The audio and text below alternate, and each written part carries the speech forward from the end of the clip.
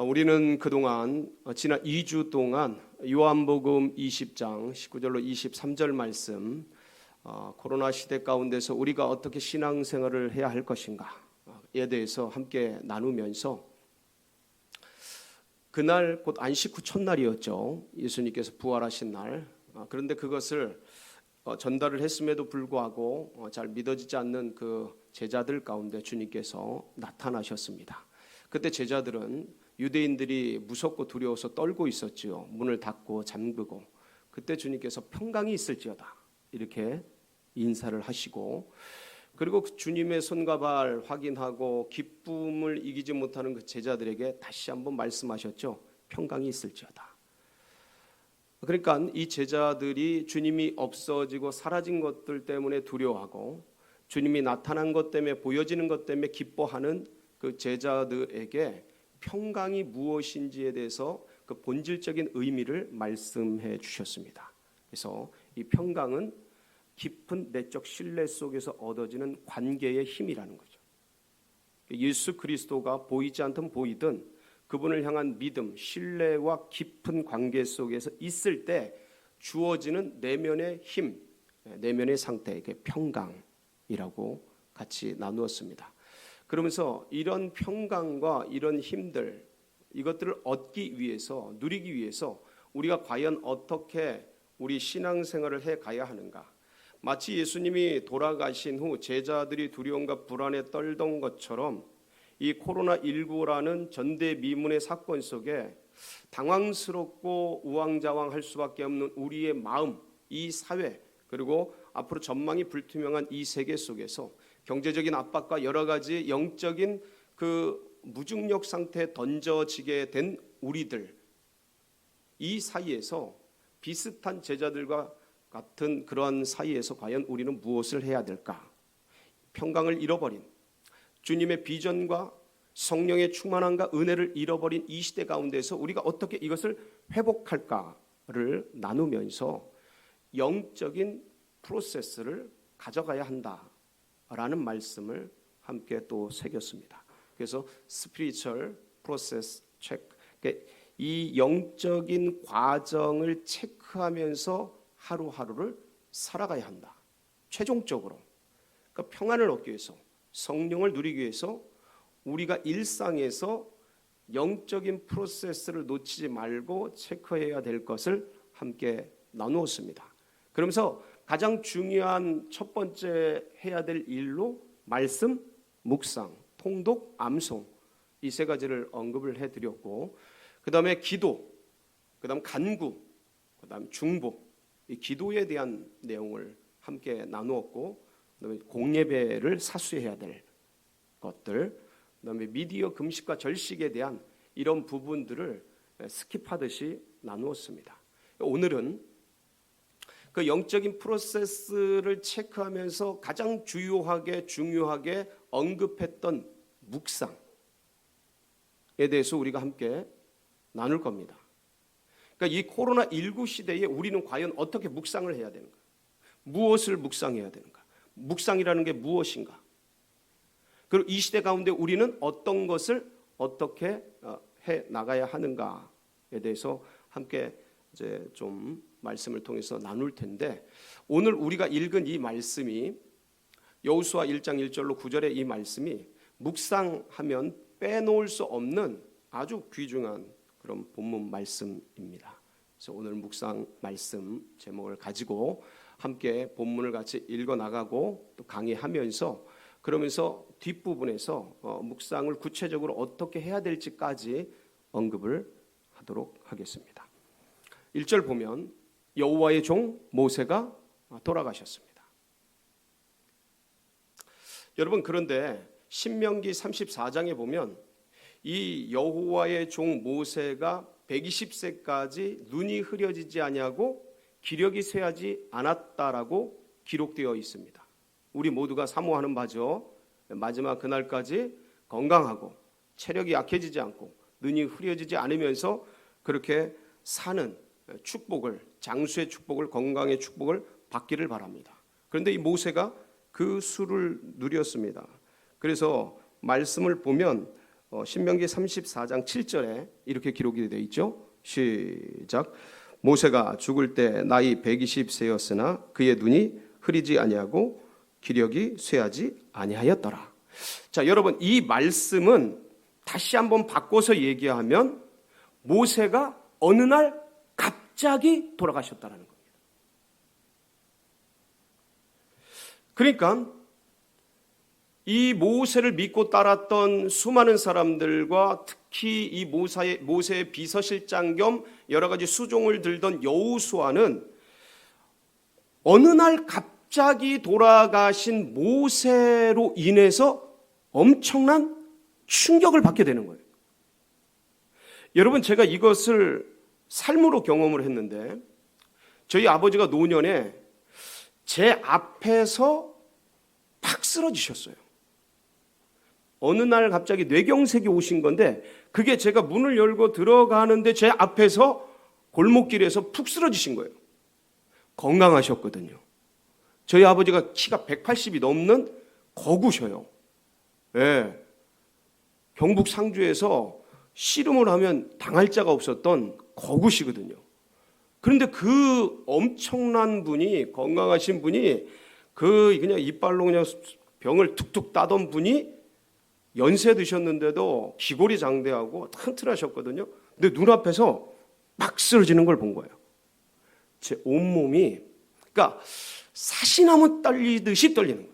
어떻게 해야 될지 머리가 하얗고 아무 생각이 없어요. 그냥 덜덜덜덜 떨리는 거예요.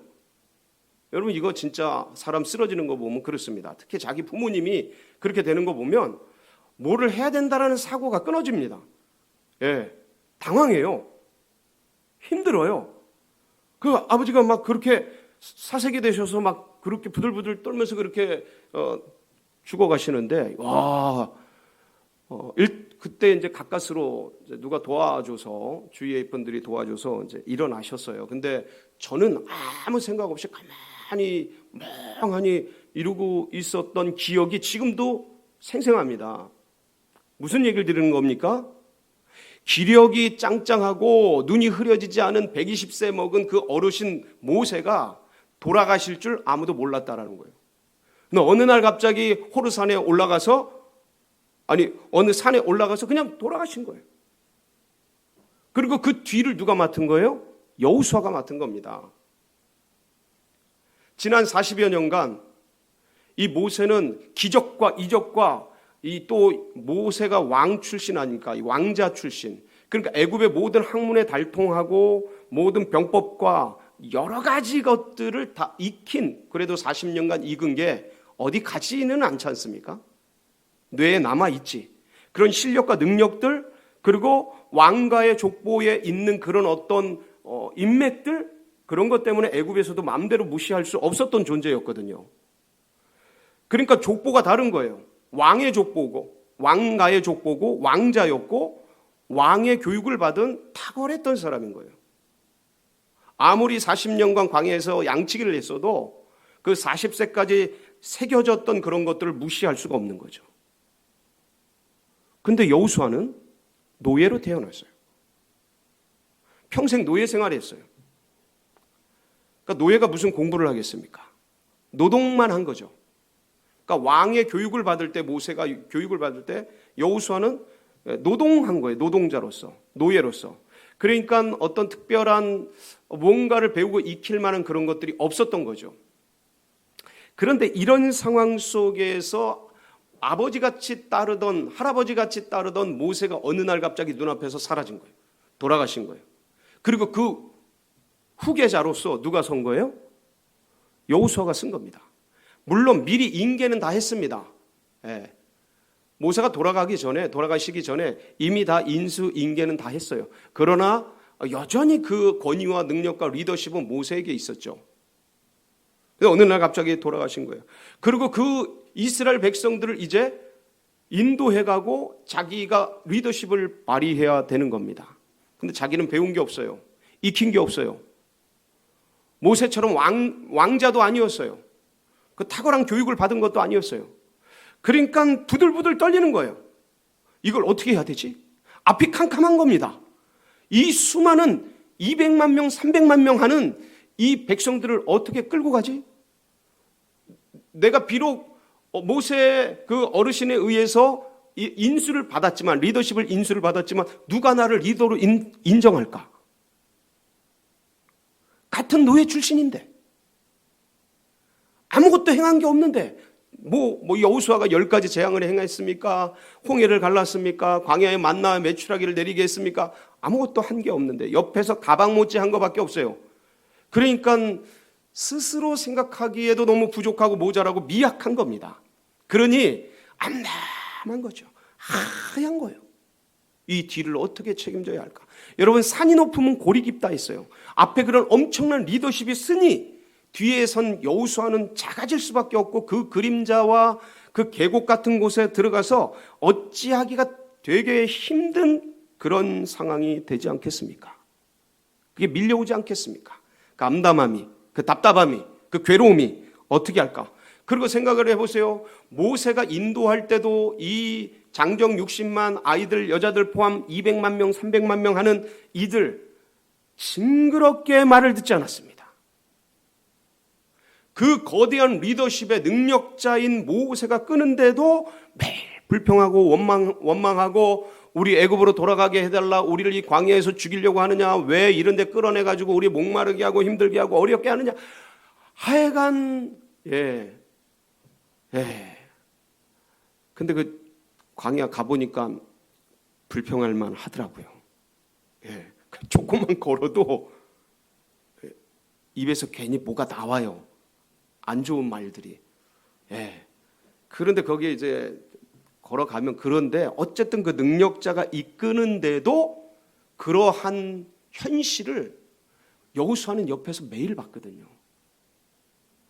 그 백성의 리더들, 백성의 대표자들이 모세 앞에 와가지고 그냥 막 싸우듯이 덤비듯이 그런 것들을 매일 봤거든요. 그리고 가데스 바네아의 앞에서 그렇게 그냥 죽일 듯이 다른 리더 세워가지고 모세 제끼고 그렇게 하려고 했던 것들을 눈으로 봤거든요. 근데 이제 자신이 그 불평 많고 원망 많은 이스라엘 백성들을 끌고 가야 되는데, 어떻게 끌어가야 될지, 지혜와 판단력과 모든 것들을 어떻게 해나가야 될지, 이들을 어떻게 설득할지, 이 리더십을 어떻게 모아갈지, 이들이 과연 내가 무슨 A 말을 하면 A를 따를까? 별 생각이 다 나지 않겠습니까? 그리고 밥이 목으로 넘어가겠습니까? 답답하고 막, 그러니까 마음의 불안과 두려움들이 찾아오는 거예요. 주님께서 나타나셔서 이러한 여호수아에게 몇 가지 말씀을 하십니다. 해야 될 걸 말씀하셔요. 이 백성을 데리고 요단을 건너 내가 네게 그 땅을 차지하라. 그 땅을 밟아라. 그 땅으로 가라. 해야 될 사명을 말씀하셔요. 그러면서 뭐라고 말씀하시냐면, 내가 너와 함께 하겠다. 그러니까 강하고 담대해라. 이 말씀을 묵상하면서 가라. 이렇게 얘기해 주셨습니다. 여러분, 오늘 이 여호수아 1장 1절부터 9절 말씀을 보면 계속 반복되는 그 용어가 있습니다. 강하고 담대해라. 오직 마음을 강하게 하고 극히 담대히 하라. 내가 너와 함께 있지 않냐. 마음을 강하게 하고 담대히 하라. 계속 주님이 반복을 하셔요. 여러분, 주님이 이렇게 강조하고 반복하시는 이유가 무엇일까요? 지금 여호수아는 불안에 떨고 있는 거예요. 염려에 떨고 있는 거예요. 자기 자신의 무능력과 한계와 연약함에 떨고 있는 거예요. 상황과 환경은 너무 암담하고 어둡고 불안하고, 해야 될 일을 너무 크고, 맡겨주신 사명은 감당할 수 없는 엄청난 것이고, 그런데 그것을 해야 되는 위치에는 있고 어떻게 해야 될 줄은 모르겠고, 답답한 상황 가운데 노출이 되어 있고 던져지게 된 겁니다. 그러니까 주님께서 그 연약해 있는 여호수아에게 강조적으로 말씀을 하신 겁니다. 강조한 게 뭐냐면 강하고 담대하라요. 자, 여러분, 강하라는 게 무슨 뜻일까요? 강해라. 세지라는 거죠. 근육이 있고 힘이 있고 능력이 있고 막 이런 게 강한 거 아니겠습니까? 그런데 이 강하고 담대하라라는 언어는 우리가 생각하는 그런 육적인 물리적인 용어가 아닙니다. 이건 영적인 언어예요. 그래서 강하라라는 히브리어 단어가 하자크입니다. 하자크. 이거는 하자크는 뭐냐면 영적 거리에 대한 얘기예요. 강하라가 영적인 거리에 대한 얘기예요. 그러니까 이거는 뭐냐면 하나님과의 거리를 가까이 하라는 거예요. 다른 말로 하면 하나님께 찰싹 달라붙어 있으라는 거예요. 왜 아이들이 이렇게 길을 가다 보면 막 큰 개들 나타나면 무서워하잖아요. 그런데 그때 이제 엄마 아빠가 곁에 있으면 아 무서워 그러면서 찰싹 붙잖아요. 바로 그거예요. 그 용어. 그러니까 여호수아야, 지금 상하게 두렵고 불안하냐? 하나님께 영적인 거리를 가까이 해라. 요겁니다. 찰싹 달라붙어라. 여러분 상황과 환경이 불안하십니까? 두려우세요? 몽롱하세요? 주님과의 관계를 가까이 하시기 바랍니다. 그게 강해지는 비결이에요.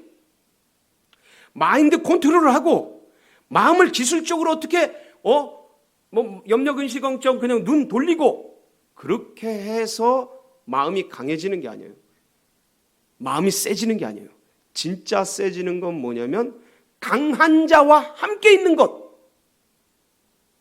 강한 자와 같이 있는 것, 이게 진짜 세지는 거예요. 강해지는 거예요. 아이들의 지혜를 보면 알 수 있어요. 아 무서워 아버지.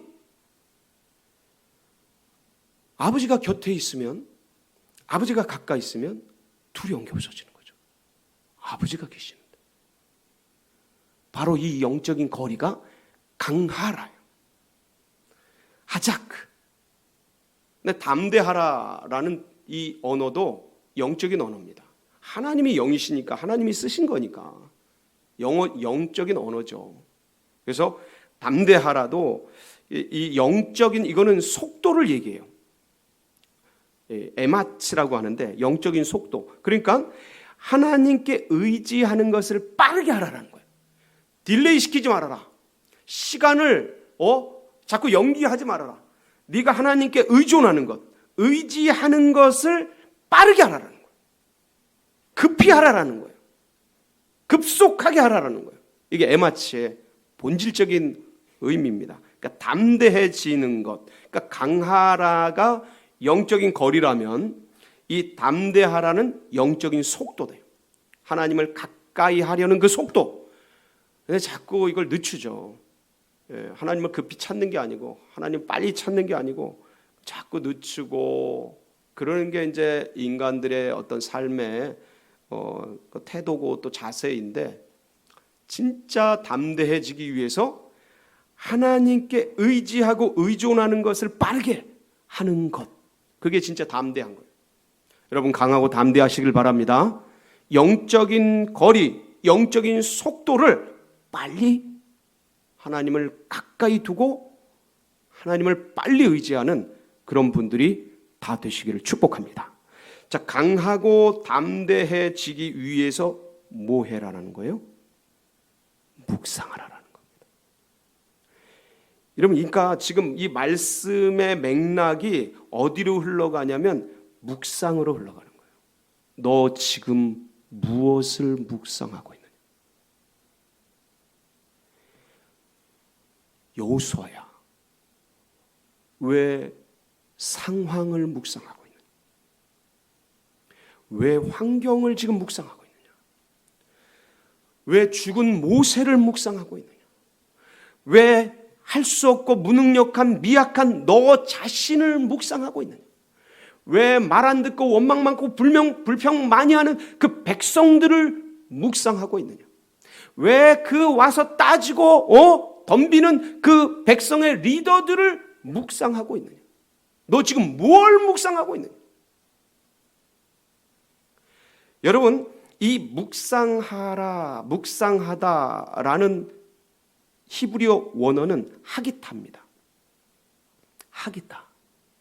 하기타를 여러 가지로 말씀을 드릴 수가 있어요. 근데 이 하기타의 본질적인 근원적인 마지막 핵심이 뭐냐면 영적 체험이에요. 무슨 말씀이에요? 강하고 담대하라. 영적 거리를 가까이 하라. 영적 속도를 빠르게 하라. 영적 체험을 하라. 묵상하라.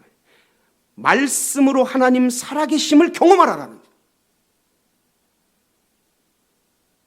그러니까 말씀으로 하나님 살아계심을 경험하기 위해서 그 말씀을 주야로 어떻게 하라는 거예요?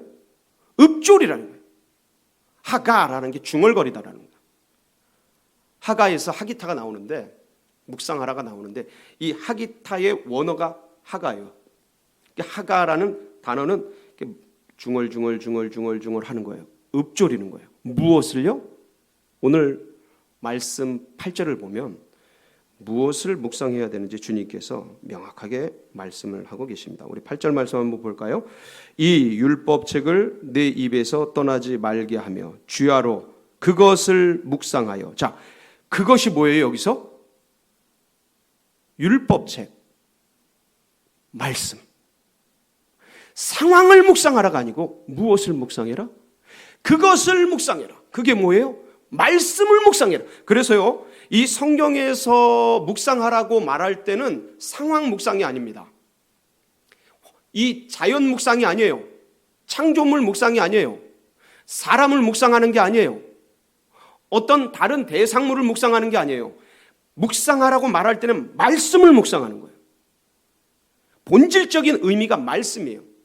그래서 이 말씀을 묵상함으로써 이 말씀을 내가 처음에 읽고 생각하고 묵상하지만 나중에는 이 말씀이 나를 읽고 나를 생각하고 나를 묵상하면서 거기서 뭐가 살아나냐면 하나님의 인격이 살아나요. 하나님이 하실 일들이 살아납니다. 이 말씀을 통해서 처음에는 내 상황, 내 환경 이런 것들이 쭉 몰려와서 답답함에 말씀을 붙들고 묵상하고 생각하는데 점점 이제 이 말씀이 나를 끌어가고 이 말씀이 영의 세계로 끌어가서 이 말씀이 하나님이 하신 일, 하나님이 하실 일, 하나님의 그 속성, 하나님의 위대하심, 하나님의 그 놀라우신 인격, 성품 이런 것들로 전환되는 거예요. 예. 그래서 그 말씀이 우리에게 뭘 주냐면 강하고 담대한 힘을 거기로부터 주시는 거예요. 그래서 사람이 떡으로 사는 것이 아니라 하나님의 입에서 나오는 말씀으로 사는 것이다 라고 주님이 40년 광야를 이스라엘 백성들을 돌리신 이유가 이거다라는 것을 신명기 8장에 말씀하고 계셔요. 그러니까 이 세상 물질로, 이 세상 먹는 거로 인간이 비록 육체라서 그걸 먹지만 그거로만 사는 존재가 아니고 본질적인 존재는 하나님의 입에서 나오는, 이 입에서 나오는 말씀은 뭐냐면 우리가 말씀을, 이 기록된 말씀을 읽고 묵상하지만 묵상의 본질은 거기서 이 말씀이 살아서 하나님의 말씀으로, 하나님의 음성으로, 하나님 이걸 입에서 나오는 이라고 말하는 거예요. 살아있는 이 말씀, 레마의 음성, 주님이 지금 내게 필요한 이 상황과 환경을 이기기 위해서, 오늘 하루를 살기 위해서 주님이 내게 필요한 그 말씀을 성경에서 기록된 말씀으로 지금 나에게 깨달아지는 영으로 말씀하시는, 그게 살아있는 말씀이에요. 그거로 산다라는 거예요. 사람은 경험으로 사는 게 아니고 인맥으로 사는 게 아니고 은행 잔고로 사는 게 아니고, 인간이 살아가는 것은 가족으로 사는 게 아니고 하나님의 입에서 나오는 말씀, 이걸 놓칠 때 상황에 빠져버려요. 환경에 빠져버리는 거예요. 두려워지고 불안해지는 거예요. 코로나가 어떻게 할까 막막해지고 여기서 앞이 불투명하고 전망이 어려우니까 마음에 주눅이 들고 침체가 오고 이러는 거예요. 그거에 종이 되는 거죠. 상황의 종이 되는 거죠. 상황 속에 빠져 들어가게 되는 거예요. 주님이 그러한 여호수아에게 말씀하고 계신 거예요. 묵상해라. 여러분, 그럼 묵상이 뭡니까? 잠잠하게 생각하는 거예요. 단어적 의미는 그렇습니다. 잠잠할, 묵묵할 묵자 아닙니까? 생각상 잠잠하게 생각하는 거예요. 고요하게 깊이 생각하는 거예요. 뭘 생각하냐? 여러분, 명상, 세상에서 말하는 명상하고 주님의 말씀 묵상은 근원적으로 다릅니다. 명상은 자기를 비우는 과정이라면 묵상은 말씀으로 채우는 과정이에요. 완전히 반대예요. 비슷한 단어로 보여지지만 의미적으로, 영적으로 완전히 반대예요. 하나님의 말씀으로 채워지는 거예요. 이게 묵상이에요. 상황과 환경으로 복잡해지고 가득한 내 영혼 속에 하나님의 말씀이 장악하는 거예요. 그렇게 되도록 나를 허용하는 거죠. 이게 묵상이죠. 그래서 묵상을 해야 되는 이유는 주님께서 말씀하신 거예요. 본능과 상황에 빠지지 않기 위해서. 그래서 나의 것, 사람의 것에 머물러 있지 않기 위해서. 인간은요, 본능적으로 먹는 것, 상황, 욕구, 물질, 재물 이런 것들을 지향하게 돼 있어요. 그런 거에 빠지지 않기 위해서. 그 사람이 떡으로 사는 존재가 아니고 하나님의 입에서 나오는 말씀으로 사는 존재인 걸 알고 그 진리를 위해 살아가기 위해서. 방향수정. 그냥 냅두면 우리는 죄로 향해, 육으로 향해, 땅으로 향해, 이 세상 지나가는 곳으로 향했네, 인간이. 근데 그게 아니고 묵상을 통해 우리의 방향을 진리로, 영원한 곳으로, 하늘로, 영생으로 우리를 끌어가기 위해서 묵상해야 합니다. 여러분, 묵상은요, 선택이 아니에요. 하나님의 명령이에요. 1장 9절 한번 보세요. 볼까요? 시작. 내가 내게 명령한 것이 아니니. 자, 보세요. 뭐라고요? 명령이에요. 여러분, 이게 여호수아에게만 명령한 걸까요? 그렇지 않아요. 이건 오고 오는 모든 하나님의 백성들에게 말씀하시고, 이 상황은 여호수아만 처한 상황이 아니에요. 모든 인생이 처하는 상황이에요. 지금 우리는 더더군다나 이 코로나19라는 전대미문의 사건 속에 던져져 있고 더 어렵죠. 더 힘들죠. 그래서 더 묵상해야 되죠. 그래서 하나님 앞에서 이 묵상을 해 나가야 하는데, 그럼 묵상을 어떻게 하느냐? 여러분 다 아시잖아요. 처음에 묵상하기 전에 기도하고, 하나님 오늘도 이 말씀을 통해 제가 하루를 살아갈 수 있는 말씀을 주시옵소서, 하나님의 음성을 주시옵소서 기도하고, 여러분이 가장 좋아하는 찬양을 하세요. 예. 알고 있는 찬양, 그게 어떤 것이든지 그냥 홀로 고요히 하나님을 찬양하세요. 그때 영이 임해요. 쫙 찬양하고, 그 다음에 성경을 읽는 겁니다. 성경을 무조건 3번 이상 읽으셔야 됩니다. 같은 본문을, 묵상이라는 것은 성경 읽기, 성경 공부랑은 좀 달라요. 그래서 정해진 본문, 그것을 3번 이상 읽으셔요. 첫 번째 읽을 때는 본문을 인식하기 위해서 읽으셔야 합니다. 두 번째 읽을 때는 육하 원칙, 누가 어떻게 무엇을 어디서 왜 했나, 이런 것들을 파악하면서 내용 관찰하면서 읽으셔요. 세 번째는 의미 파악을 하면서 읽으셔야 합니다. 이게 좀 세 번째 단계가 조금 힘든데, 그런데 어쨌든 성경 맥락적인 걸 파악하고, 그다음에 역사적, 사회적, 문학적 배경들을 좀 생각하시면서 이제 읽어 나가시면 좋습니다. 그럼 마지막에 원어적 의미까지 생각을 하면 좋은데, 이게 신약은 그래도 할 만한데 구약은 참 쉽지 않아요. 그렇지만 이렇게 3번을 읽으셔서 내용 파악을 하는 것이죠. 그 다음에 이제 묵상하는 거예요. 이제 어떤 단어, 꽂힌 단어, 어떤 문장, 아니면 그 전체 어떤 구절, 전체 이렇게 하면서 그를 하나하나 음미해 가면서 파고 들어가는 거예요. 그러고 나서 이것을 여기서 이제 주님께서, 예수님께서 이 말씀을 나에게 주시는 이유가 무엇일까를 물으셔야 돼요. 오늘 이 말씀을 나에게 주시는 이유가 무엇일까를 물으시고, 이것을 내 삶에 오늘 하루 동안 적용해 나가는 겁니다.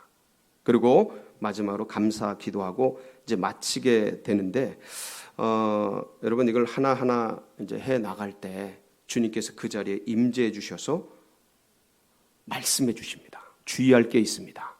성경 공부가 아니에요. 잠시 전에도 언급드렸지만 묵상은 성경 공부가 아니고요. 연구 시간이 아닙니다. 이 묵상의 본질은 개인적으로 오늘 그 본문 말씀을 통해서 내게 주시는 하나님의 말씀, 하나님의 뜻, 하나님의 우리끼리 언어로 하나님의 음성을 듣는 시간이에요. 그러니까 오늘 하루 붙잡고 살 영적인 만나, 양식을 받는 시간이죠. 그래서 지성으로가 아니라 음성을 들어야 돼요. 머리가 아니라 영으로. 그래서 가능하면 정해진 시간, 정해진 장소에서 그때 지속적으로 해나가야 합니다. 이게 체질화가 돼야 돼요. 한두 번 하고 마는 게 아니고 몰아서 1시간, 2시간 하는 게 아니고 같은 시간, 같은 분량 거의 비슷한 것을 계속 해나가셔야 돼요. 그래서 이게 내 체질이 되고 내 평생에 우리는 무엇으로 사는 존재요? 하나님의 말씀으로. 그래서 내 적용하고 그래서 저녁에 잘 때 한번 검증을 하고 감사기도 하고 그렇게 해서 이 여호수아가 붙들었던 그 말씀, 그 묵상, 그래서 결국은 성공하잖아요. 우리 인생이 말씀으로 말씀 묵상을 통해 성공하는, 승리하는 그런 복된 성도님들 다 되시기를 주의 이름으로 축원합니다. 같이 기도하시겠습니다.